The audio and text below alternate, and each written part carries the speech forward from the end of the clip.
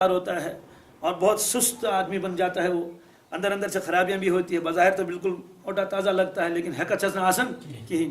اور شرابی جو ہے نا، اگر اس کے سامنے کوئی زور سے بات کر لے گا، ویسے تو بہت زور سے وہ چیخے گا چلائے گا لیکن گھبراتا بہت ہے، کیونکہ اس کا قلب کمزور ہو جاتا ہے، اس کا دل کمزور ہو جاتا ہے. پھر جب شراب نہیں ملتی ہے تو اگر پیسے ہیں تو اڑا دے گا، نہیں ہے تو کہیں چوری کر لے گا، کہیں اور ڈاکہ ڈالے گا. اور بہت سارے شرابیوں نے اپنی بیوی کا زیور بیچ دیا، اپنی بیوی کا زیور جی تم ہتا دے مکلو سوری میں کیا کرو. تو اس لیے گھر بار ان کے تباہ و برباد ہو گئے، نہ دنیا کا رہا نہ دین کا رہا. یہ ساری خرابیاں آئیں خمر کی وجہ سے. والمیسر، اور جوا. میسر کو میسر کیوں کہتے ہیں؟ اصل میں یہ نکلا یسر سے. کس سے؟ یسر میں نے آسانی، یسر میں نے فَإِنَّ مَعَ الْعُسْرِ يُسْرًا إِنَّ مَعَ الْعُسْرِ يُسْرًا.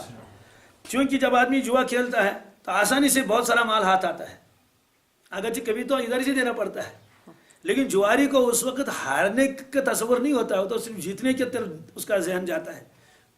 آج تک کوئی بھی جواری جو جوا کھیلتا ہو وہ اس نیت سے جاتا ہی نہیں کہ میں ہاروں گا. وہ جب بھی جائے گا آج تو ضرور جیتنا ہے، آج تو ضرور.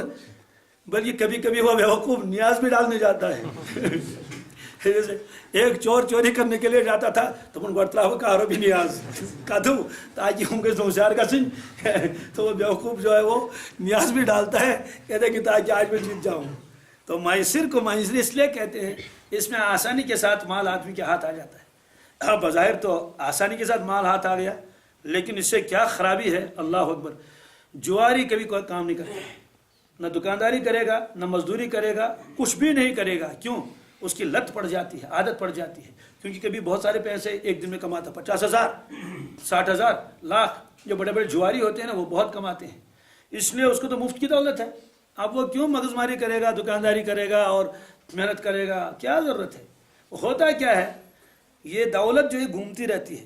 اس کی دولت ادھر آئی، میری دولت ادھر گئی، اتنی ہی دولت. نتیجہ نکلتا ہے کہ ملک کے اندر مالی بحران آ جاتا ہے، پیسے ہوتے ہی نہیں ہیں، سب ادھر کے ادھر گئے، ادھر کے ادھر گئے. اسے شریعت نے فرمایا یہ حرام ہے. چونکہ اس کے بعد اس کو ایک لت پڑی رہتی ہے کہ آج میں ضرور جیتوں گا، اس لیے وہ اپنی گائے بیچتا ہے اور اپنی گاڑی بیچتا ہے، یعنی گاڑی کو اس میں لگا دیتا ہے. چلو آج وہ گاڑی. میں نے واقعات بہت سنے ہیں، میرے ساتھ وہ باہر کے لڑکے پڑھتے تھے، وہ بتاتے تھے ہمارے یہاں جوا کس کس طرح کا ہوتا ہے. میں نے کہا کس کس طرح کا؟ کہا ایک شخص آیا گاڑی لے کر، بیوی گاڑی میں تھی. کس میں؟ بیوی گاڑی میں تھی. اس کو باہر رکھ لیا کہ تم انتظار کر لو. اندر داخل ہو گئے، پیسے جتنے بھی تھے وہ تو چلے گئے.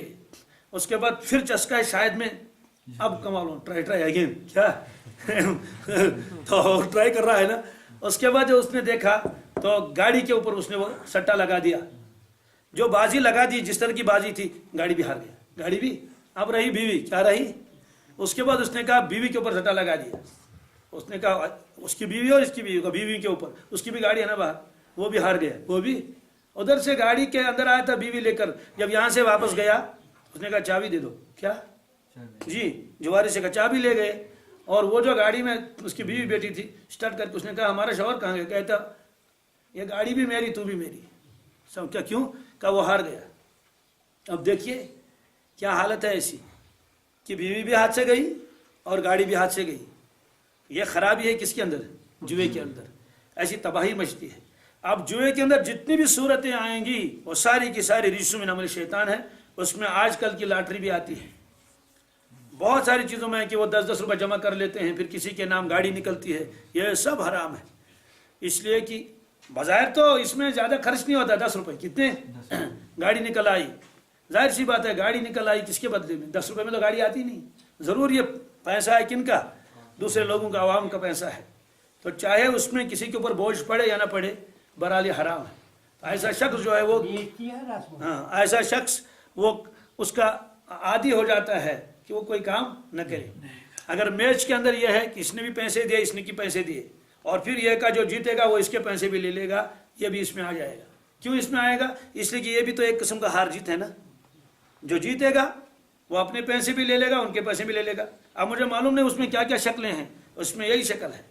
ہاں اگر تیسرا آدمی اس کے لیے پیسے دے، وہ کہے گا تم 2 پارٹیاں آپس میں میچ کر لو، جو جیتے گا اس کو میں انعام دے دوں گا. تو انعام دیتا ہے دوسرا، ان کے جیب سے کچھ بھی نہیں گیا. اگر ایسی شکل ہے وہ کہے گا جو بھی جیتے گا اس کو میں انعام دے دوں گا، تو یہ جوئے کے اندر نہیں آئے گا. اس لیے فرمایا خمر اور معیشت یہ دونوں کے دونوں جو ہے وہ ناپاک کام ہے اور شیطان کے کام میں سے. حضرت مفتی شفیع صاحب رحمۃ اللہ علیہ نے معارف کے اندر شروع میں ہی جہاں سورہ بقرہ میں ہے اس جوئے اور اس شراب کے اوپر اتنی تفصیل لکھ دیا، اللہ اکبر. آدمی وہ تفصیل پڑھتے پڑھتے تھک جاتا ہے. اس میں لکھا کہ اس میں کیا کیا خرابیاں ہیں. پھر یہ لکھا ہے کہ جو جواری ہوتا ہے، جیسے جو شطرنج کھیلنے والا، یہ کہتے ہیں کہ یہ لوگ تو کھانا بھی بھول جاتے ہیں، کھانا بھی، نماز کی تو پرواہ ہی نہیں. تیسرا فرمایا والا انصاب. انصاب کسے کہتے ہیں؟ نصب کی جمع ہے. کس کی؟ نصب کسے کہتے ہیں؟ اہل عرب اپنے دیوی اور دیوتاؤں کے ناموں پر کبھی کبھی کسی جگہ پتھر کھڑا کرتے تھے.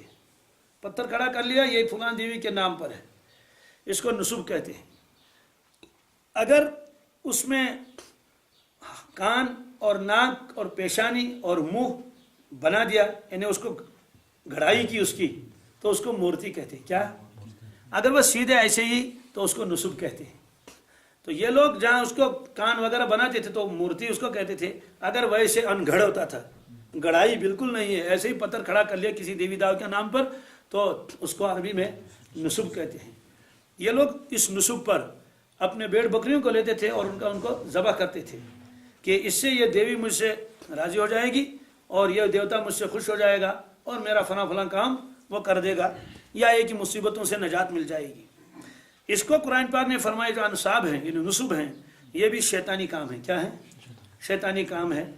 اس لیے کہ آپ ان جگہوں پر اپنے جانوروں کو لے کر ذبح کرو گے، وہ جانور حرام ہو جائے گا. تو یہ نصب آیا. اور اگر اس کے ہاتھ پیر بنائے گئے ہیں جو جتنی بھی اعضاء، اس کو مورتی کہتے ہیں، اس کو نصب کہتے ہیں. بعض حضرات نے فرمایا اگر کوئی چیز وہاں کھڑی نہ بھی کر دی جائے اور پتھر کے بجائے اور کوئی چیز وہاں کوئی درخت وغیرہ ہو اور اس کو مقدس و متبرک سمجھتے ہوں اور وہاں جو اس کی یادگار کے طور پر اس کو وہاں رکھا، تو وہ بھی اسی حکم میں آ جائے گا. اس لیے فرمایا انصاب جو بت ہیں یہ ناپاک ہیں. کسی شاعر نے اسی کو کہا تھا بتو شاباش. کیا؟ بتو شاباش. ترقی اس کو کہتے ہیں. ترقی یہ گئے پروموشن. کیا؟ نہ ترشے تھے تو پتھر تھے، نہ ترشے تھے تو جو ترشے تو خدا نکلے، جو ترشے تو کتنی بڑی پروموشن ہے. ابھی تو پتھر تھا ہے نا، اور اس کے بعد ذرا سے کان بنا لیا اور آنکھ بنا لی تو بھگوان بن گیا، یعنی معبود بن گیا. بہرحال انصاب کو بھی منع کیا. یہ منع کیوں کیا انصاب کو؟ اسے کہ اہل عرب کے یہاں یہ رائج تھا. فلاں قبیلے کا نصب وہاں ہے، فلاں قبیلے کا نصب وہاں ہے. یہ لوگ وہاں جا کے جمع ہو جاتے تھے اور اپنا وہ جو میلہ ٹھیلا جو بھی ہوتا تھا وہ یہاں مناتے تھے وہاں. اس لیے فرمایا یہ بھی حرام ہے، یہ شیطان کے کاموں میں سے ہے. انصاب بت.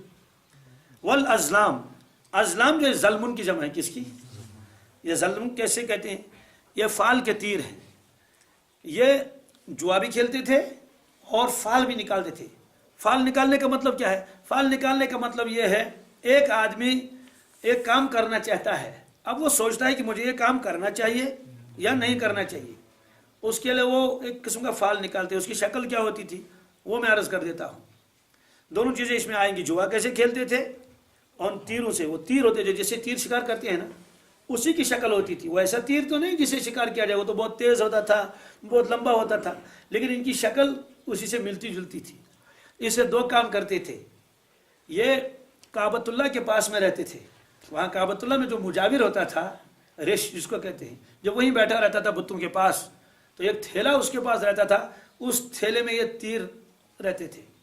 اب ایک آدمی گیا، اس کو کوئی کام کرنا ہے، تو وہ اس سے کہتا تھا کہ میرا ذرا فال دیکھ لیجیے، میری قسمت دیکھ لیجیے، میں یہ کام کرنے جاتا ہوں، کروں یا نہ کروں. مثلا سفر کرنا ہے، شادی کرنی ہے، تو وہ اس میں ہاتھ ڈالتا تھا. ہاتھ ڈالنے کے بعد اس میں ایک تیر نکالتا تھا.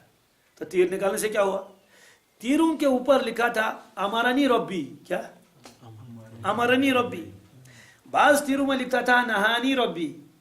اس کا مطلب ہے کہ میرے پروردگار نے اس کام کا حکم دے دیا، اس کام کا حکم.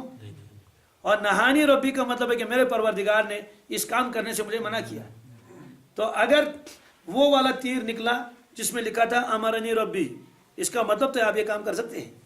اس لیے وہ لوگ وہ کام کرنے کے لیے جاتے تھے اور پورا یقین کے ساتھ کہ میرے معبود نے میری اس کی کیا اجازت دی، بلکہ معبود کیا، امرنی ربی، میرے پروردگار نے اس کا حکم دے دیا، جاؤ کر لو، جاؤ ہاں پروردگار نے کہاں حکم دے دیا؟ وہ تو تیر وہاں سے نکلا، قسمت آزمائی، اور اگر اس میں نکلا نہانی ربی، میرے پروردگار نے منع کیا، تو وہ رشتہ بھی نہیں کرتے تھے، سفر نہیں کرتے تھے، چھوڑ دیتے تھے اس کام کو کہ ہم تو ایسا نہیں کریں گے، بلکہ ہم تو مسلمان ہیں. ہمارے پاس بھی کتنے لوگ آج کتاب نظر کیا گوسو بشمز بہت آپ زران موڑا پھکی دپون تر آج پھر کتاب دی نظر نشکیا دپنی میون نیچو وچھنا کتیت میون نیچو وچھنا کتیت چھو گویا آج کتاب چھ لیکھت سہ بٹ مالنہِ اڑس مز کن سہ کتہ لال چوکس مز مت پوچھ موج یتھ کتاب مز یہ لیکھت کہین یتھ مز مسل مسائل لیکھت یتھ مز کتہ آج لیکھت چون نیچو کت. یہ دیکھیے جہالت ہے. آدمی جو جتنے کام کر لیتا ہے یا تو جہالت کی وجہ سے یا تو خواہشات نفس کی وجہ سے. کیا یہ طے ہے جو بھی آدمی دین کے خلاف کرے گا دو چیزوں میں ایک چیز ضرور ہوگی، یا تو جہالت ہے. کیا ہے؟ جہالت کی وجہ سے کوئی کام کر لیتا ہے، یا تو معلوم ہے لیکن خواہشات کا اتنا غلبہ ہے، خواہشات نفس اتنا غالب اس کے اوپر آ چکی ہیں، معلوم ہے جان بوجھ کر بھی وہ کام کر لے گا. اس لیے ایک شکل تو یہ تھی. دوسری شکل جوئے کی. کیا؟ وہ لوگ چندہ کرتے تھے، 10 آدمی جمع ہو گئے، چندہ کر لیا، کیا کہ اونٹ خریدنا ہے، اور اگر کوئی اس میں شرکت نہ کرتے تو اسے کہتے یہ تو بخیل ہے، وہ بخیل اکت کری شرکت آتمس. اس لیے وہ چندہ کر کے ایک اونٹ خریدتے تھے، اونٹ کو ذبح کیا، سب نے پیسے دے دیے مساوی برابر پیسے. اس کے بعد کیا کرتے تھے؟ گوشت کے 10 حصے کر لیے. اب ہر ایک آدمی ایک حصہ لے گا، کہتے نہیں. اب ہم دیکھیں گے تیروں کے اوپر کیا لکھا ہے. تو بعض تیر جو اس کو خالی تھے، اس کو کچھ بھی نہیں لکھا تھا، بالکل خالی. بعض تیر کے اوپر لکھا تھا 2. اس کا مطلب یہ ہے کہ جس کے نام پر یہ تیر نکلے گا وہ 2 حصوں کا مستحق ہے. بعض کے اوپر لکھا تھا 3. کیا لکھا تھا؟ بعض کے اوپر لکھا تھا 4. اب کسی کے نام پر وہ اس نے ہاتھ ڈال دیا اور یوں نکالا اس میں سے تھیلے سے کیا نکلا؟ کا 4. ٹھیک ہے، 4 حصوں کا مالک یہ ہو گیا. تو ظاہر سی بات ہے جب یہ 10 آدمی ہیں، 10 ہی حصے تھے، 4 تو ایک ہی نہیں لے، باقی کیا لے لیں گے؟ کچھ بھی نہیں. اس طرح سے یہ جوا کھیلتے تھے، تو اس کو ازلام کہتے ہیں. تو اللہ تعالیٰ نے فرمایا ازلام جو تم کھیلتے ہو، جو فال نکالتے ہو کہ میں یہ کام کروں نہ کروں، اور یہ جو تم تقسیم کرتے ہو اونٹ کے گوشت کی، یہ سب کے سب ناپاک چیزیں ہیں اور یہ شیطان کے کام ہیں. اس میں ایک شخص کی بلا وجہ اس کو وہ ضائع ہو جاتا ہے، حصہ اس کا دوسرا لے جاتا ہے. اس لیے اس میں 4 چیزوں کا تذکرہ آیا. یا ایھا الذین آمنوا، اے ایمان والو، انما الخمر، بے شک شراب، والمیسر، بے شک جوا. جوئے کے اندر ساری شکلیں آ جائیں گی، جتنی بھی شکلیں قیامت تک آ جائیں گی تو وہ ساری کی ساری. اور خمر کے اندر صرف شراب ہی نہیں، ہر نشہ لانے والی چیز. فرمایا کل مسکر حرام، ہر چیز جس میں سے کیا ہو، جس میں نشہ ہو وہ حرام ہے. تو اس میں یہ چیزیں بھی آ جائیں گی جو آج کل یہ دوائیاں وغیرہ. میں نے خود دیکھا ہے، ایک صاحب ایک جوان کو میرے پاس لائے، میں نے پہچان لیا اس لیے کہ وہ میرے ساتھ پڑھتا تھا. ہائی اسکول میں ہم ایک ساتھ ایک ہی درجے میں تھے. حسن جمال، اللہ اکبر، اتنا حسین و جمیل. لیکن جب میں نے اس کو دیکھا، ایک تو مجھے لگا یہ تو بالکل بوڑھا ہو چکا ہے، اور اس کا یہ منہ جو ہے نا یہ ایسے ہو گیا تھا. تو وہ بات کرتا تھا تو ہاتھ کو یوں ہی ہوتا تھا. تو میں نے اس سے پوچھا کہ اس نے کہا یہ ہمارا رشتہ دار ہے، وہ یہ تو یہ نشہ کرتا ہے. کیا کرتا ہے؟ اب اس کی صحت اتنی بگڑ گئی ہے، بات بھی زبان سے نہیں نکلتی. میں نے کہا یہ میں تو اس کو جانتا ہوں، میرا کلاس فیلو ہے، کیا کریں گے؟ لگ گیا اس میں. تو وہ جو صحت اس کی تھی وہ سب کیا ہو گئی؟ برباد ہو گئی. اس لیے ہر وہ چیز جس میں نشہ ہے وہ خمر کے اندر آ جائے گی. والانصاب، اور بت، والازلام، اور فال کے تیر یا پانسے، رجسن، یہ گندے کام ہیں، من عمل شیطان، شیطان کے کاموں میں سے ہیں. فاجتنبوہ، مسلمانوں اس سے اپنے آپ کو بچاؤ اور بچتے رہو. لعلکم تفلحون، امید ہے کہ تم کامیاب ہو جاؤ گے. معلوم یہ ہے کہ جو ان چیزوں سے بچ جائے گا تو دنیا کی کامیابی ملے گی، آخرت کی کامیابی ملے گی. شرابیوں کو میں نے دیکھا ہے کہ انہوں نے بہت ساری زمین بیچ ڈالی، شراب کی عادت پڑ گئی، اب کچھ کرتا تو ہے ہی نہیں. اس لیے زمین سزواریا منسون ہوتے نا بیل کنال کی پت کنون بیاہ کنال، پت کنون دکان، اس طرح کرتے کرتے اپنے اہل عیال کے لیے بھی کچھ نہیں چھوڑا اس نے. انما یرید الشیطان، بے شک چاہتا ہے شیطان، ان یوقع بینکم العداوۃ، کہ وہ ڈالے تمہارے درمیان میں دشمنی، والبغضاء، اور حسد. یہ چاہتا ہے وہ کہ تمہارے درمیان میں وہ کیا ڈالے؟ دشمنی ڈال دے. والبغضاء، اور کیا ڈالے؟ اور कीना डाल दे तुम्हारे दरमियान में, फिल खमर वल मैसिर, शराब में और जुए में। पर शैतान को क्या इससे गरज है? हम बुत परस्ती में तो फिर भी है, चलो बहरहाल बुत परस्त लग गया, शराब और जुए में, कि शराब और जुए के अंदर उसको ये वो चाहता है कि लोगों के दरमियान में आपस में दुश्मनी हो और लड़ाइयाँ हों, झगड़े हों। लड़ाई झगड़े कैसे हो जाएंगे? जब शराबी शराब पीता है तो अपनों को भी मारना शुरू कर देता है, बकवास करता है। अगर जो लोग कहते हैं कि इसमें नशा समझ, लेकिन फिर भी लोगों को याद रहता है, कहने के कि ना, तो उसकी वजह से एक दूसरे के साथ दुश्मनी हो जाती है, बाप बेटे में दुश्मनी हो जाती है, मियाँ बीवी में दुश्मनी हो जाती है, दोस्तों में दुश्मनी हो जाती है इस शराब की वजह से। क्योंकि जब दूसरों की तौक़ीर नहीं करेगा, इज्जत नहीं करेगा, तो ज़रूर आपस में क्या होती है? दुश्मनी होती है। जैसे कि शराबी के बहुत कम दोस्त होते हैं, जो भी दोस्त होते हैं वो आहिस्ता आहिस्ता चले जाते हैं। और जुए में तो इससे ज़्यादा ख़तरनाक है। क्या? जुए में इतना कीना रहता है सीने में कि उस आदमी ने तो मेरे 10,000 रुपये दबा लिए, इन्हें वो जीत गया, उसकी वजह से एक दूसरे की इतनी ज़िद रहती है और चाहता है कि मौका मिले तो इसको मार डालो। गुज़श्ता साल अखबार में आया था, पहलगाम के इलाके में पहले उन जवानों ने शराब पी ली, उसके बाद जुआ खेला, एक ने उसमें जीत लिया, वो दूसरा उठा ऐसे ही नीम बेहोशी की हालत में और उसके सर पर इतना ज़ोर से मारा वो वहीं मर गया। ये फरमाया था अल्लाह तबारक ताला ने, शैतान ये चाहता है तुम्हारे दरमियान में क्या डाले? एक तो बुग़्ज़ डाले तुम्हारे दरमियान में और दुश्मनी डाले, कीना डाले, शराब और जुए में। इन दोनों चीज़ों में ये तय है कि जो जीतता है वो खुश होता है, वो जो हारता है उसके दिल में नफ़रत पैदा होती है। वयसुद्दकुम अन ज़िक्रिल्लाह, अल्लाहु अकबर। और वो ये चाहता है कि तुमको रोके अल्लाह की याद से। किससे? मालूम है कि जो आदमी जुआ खेलता है अगर हारा तो क्या अल्लाह को याद करेगा? पत करे स्ट्रेन तस्वीर दिन में आज को तस्वीर करनी या पर की नहीं चाहता मुकलम सॉरी तो वो नहीं। और अगर जीत गया होगा तो इतने नशे में होगा वो, तो उसको कहाँ याद रहेगी अल्लाह की याद? इसलिए फरमाया कि वह शुद्ध कौन ज़िक्रुल्लाह वानिस सलाह, और नमाज से। किससे? नमाज तो खुद ज़िक्रुल्लाह है, लेकिन एहतिमाम की वजह से इसको अल्लाह ने अलग बयान फरमाया कि शैतान ये चाहता है तुमको ज़िक्रुल्लाह से बाज रखे और नमाज से क्या रखे? बाज रखे। शैतान तो यही चाहता है। तो जो आदमी शराबी हो वो क्या नमाज पढ़ेगा? नमाज क्या पढ़ेगा? वो शराब पी के वो गधे की तरह वो पड़ गया। और जो खेलता है जुआ, अगर जीता तो मगन है और घूम रहा है, झूम रहा है, और अगर हारा तो अफसोस है, उसको पछतावा है, 50,000 तो चले गए। अगर कॉकरपूत को मारी तो मिस्त्री नमाज में तो दिल लगन कि तो उसका टेंशन होता है कॉकरपूत रो, तो जिसके 50,000 चले जाएंगे, जिसकी गाड़ी चली जाएगी, वो क्या नमाज पढ़ेगा? इससे शैतान ये चाहता है कि इन कामों में मुब्तला करके तुम लोगों को अल्लाह की याद से और नमाज से गाफिल कर दे, ये चाहता है। फिर अल्लाह ने अजीब आयत फरमाई, फ़हल अंतुम मुंतहून, फ़हल अंतुम मुंतहून, ईमान वालो क्या अब बाज आओगे नहीं आओगे? अब बाज आओगे नहीं आओगे? इतना हमने सुना दिया, इतना हमने बता दिया कि शराब और जुए में ये खराबियां हैं। फ़हल अंतुम मुंतहून, क्या अब भी बाज आओगे नहीं आओगे? ये आयत जब नाजिल हुई एक कैफियत तारी हो गया आज़म उमर फारूक पर, का इंतहाइना, का बस बस बस बस हम तो बाज आ गए। मतलब यह है कि सहाबा तो बाज पहले कितने आ गए थे पहले ही, और इस्लाम की वजह से तो सुबहान अल्लाह उनके ऐसी तरबियत हो गई थी। तो फ़हल अंतुम मुंतहून।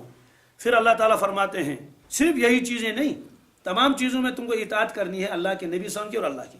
व अतीउल्लाह व अतीउर रसूल, व अतीउल्लाह हुक्म मानो अल्लाह का, व अतीउर रसूल और हुक्म मानो रसूल सल्लल्लाहु अलैहि वसल्लम का। ये आयत बहुत अजीब गरीब है, अरबी वाले जानते हैं, सुन लीजिए।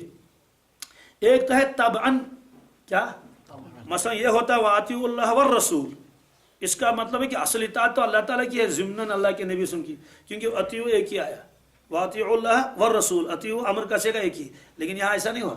व अतीउल्लाह अलग हुक्म, व अतीउर रसूल अलग, फ़ेल को 2 मरतबा लाए।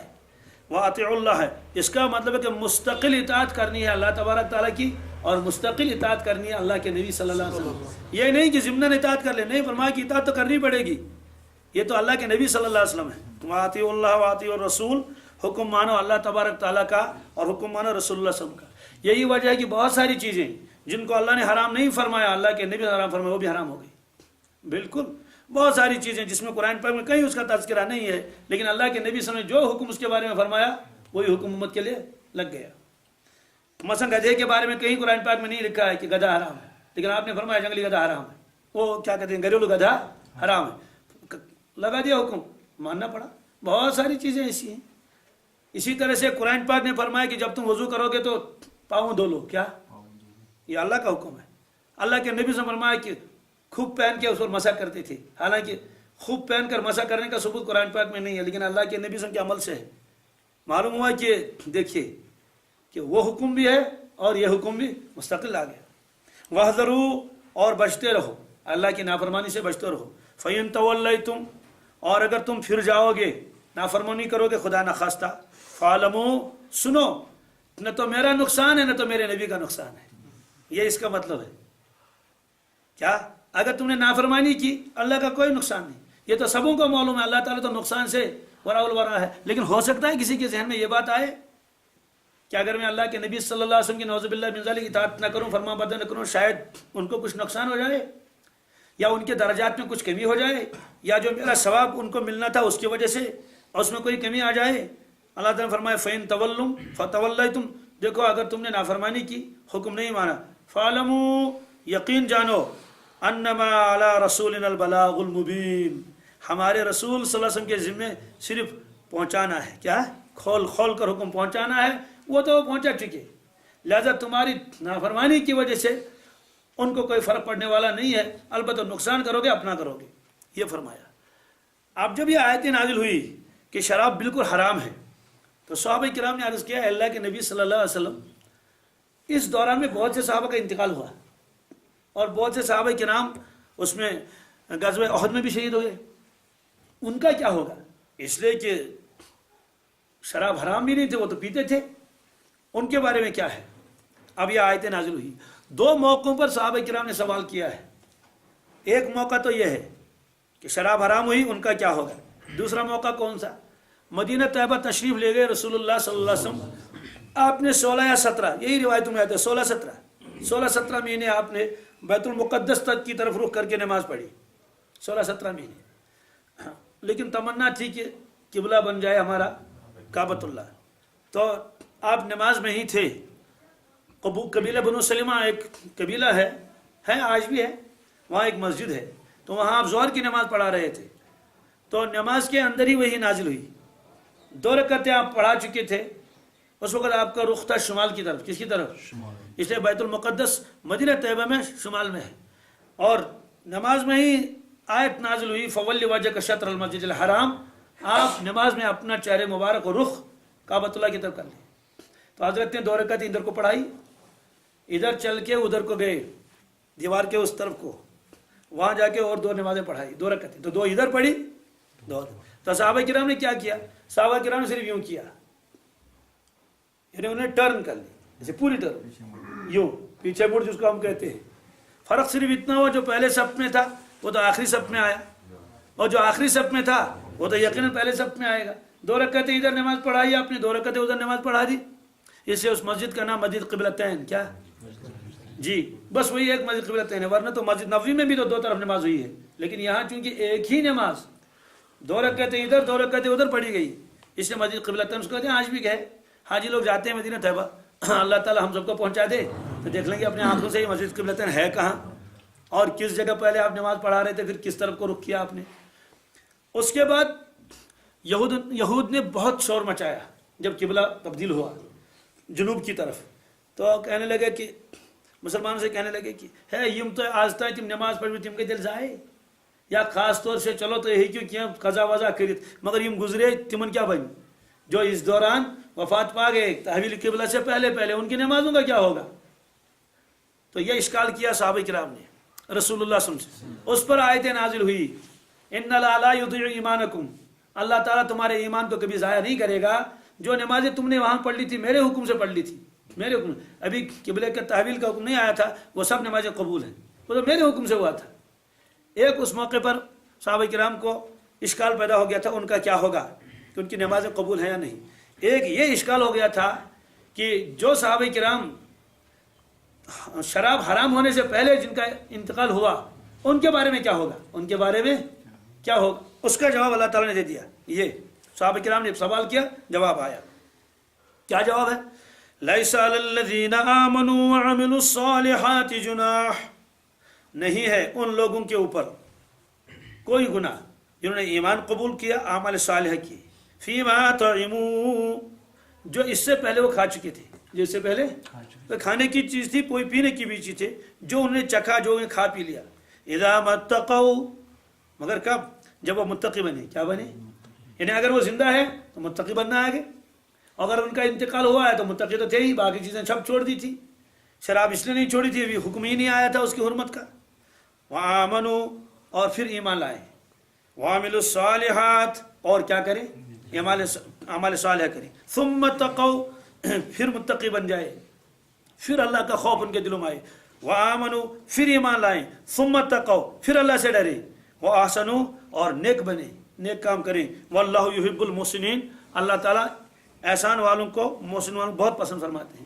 یہ آیت بہت عجیب و غریب ہے، اس کی تشریح انشاءاللہ آگے آئے گی.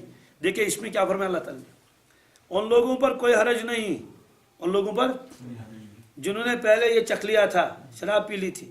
کب حرج نہیں؟ ایمان قبول کر لیا، اعمال صالحہ کیے، پھر فرمایا پھر متقی بنے، پھر ایمان لائے، پھر اعمال صالحہ کیے، پھر متقی بنے، پھر ایمان لائے، پھر متقی بنے. سوال یہ تو متقی متقی متقی بہت مرتبہ آ گیا، اور ایمان ایمان بہت مرتبہ. اس کی کیا وجہ ہے؟ اس کی وجہ لکھی مفسرین نے، ایمان کے درجات ہوتے ہیں، ایمان کے تقوی کے درجات ہوتے ہیں. اس لیے اللہ تبارک تعالیٰ نے اس آیت کریمہ میں ایمان کے درجات کی طرف اشارہ فرمایا، اور تقوی کے درجات کی طرف اشارہ فرمایا کہ تقوی ایک درجے کا نہیں ہوتا ہے، تقوی کے بھی درجات ہوتے ہیں اور ایمان کے بھی درجات ہوتے ہیں. یہاں تک کہ آخری درجہ اس کو صفت احسان کہتے ہیں. اس لیے فرمایا واحسنوا، کیا فرمایا؟ وہ صفت احسان کیا ہے؟ اس کی تشریح انشاءاللہ آگے آ جائے گی. اللہم صلی علی سیدنا محمد وعلی آل سیدنا محمد واصحاب سیدنا محمد وبارک وسلم علیہم. اللہم احسن عاقبتنا فی الامور کلها واجرنا من خزي الدنیا وعذاب الآخرہ. یا اللہ ہم سب کو اپنی معرفت نصیب فرما، ہم سب کی بگڑی بنا دے، صحت و عافیت نصیب فرما، گناہوں سے بچنا نصیب فرما. تو ہمارا بن جا، ہم کو اپنا بنا لے، بے مشقت روزی ہم کو دے دے. اے خزانوں کے مالک، ہمارے قرضوں کو ادا کر دیجئے، ہمارے بیماروں کو شفا دے دیجئے. یا اللہ غموں سے ہم کو بچا لیجئے، پوری امت پر رحم فرمائیے، ہم پر بھی رحم فرما دیجئے. ہم کو متقی اور پرہیزگار بنا لیجئے. جو ہمارے ساتھی روزگار کے اعتبار سے پریشان ہیں، یا اللہ محض اپنے فضل کرم سے ان کی پریشانی کو دور فرما دیجئے. جو کاروبار کر رہے ہیں ان کے کاروبار میں بہت برکت دے دیجئے. جو پڑھ رہے ہیں، تعلیم حاصل کر رہے ہیں، ان کو کامیابی نصیب فرما. جن کو یا اللہ روزگار کی تلاش ہے، حلال طیب روزگار انہیں عطا فرما. ہمارے ان تمام بزرگوں کی عمروں میں برکت فرما، ساتھیوں کی پریشانی کو دور فرما. ہمارے سجدوں کو، ہماری دعاؤں کو محض اپنے فضل و کرم سے قبول فرما. ہماری کوتاہیوں کو معاف فرما، ہمارے عیبوں کو چھپا لیجئے، ہماری ضرورتوں کو پورا فرما دیجئے. دل کا سکون اطمینان نصیب فرما. شیطان کے شر سے ہم کو بچا لیجئے. اے اللہ جتنے بھی گندے کام ہیں، برے کام ہیں، یا اللہ سچی توبہ ہمیں نصیب فرما. اپنی بارگاہ میں ہم کو مقبول بنا لیجئے. ایمان کا اعلیٰ درجہ ہمیں عطا فرما، احسان کا اعلیٰ درجہ ہمیں عطا فرما. ہماری دعاؤں کو محض اپنے فضل و کرم سے اور رسول اللہ صلی اللہ علیہ وسلم کے صدقے طفیل میں قبول فرما. وصلی اللہ علیہ سیدنا محمد وعلی آلہ وصحبہ اجمعین.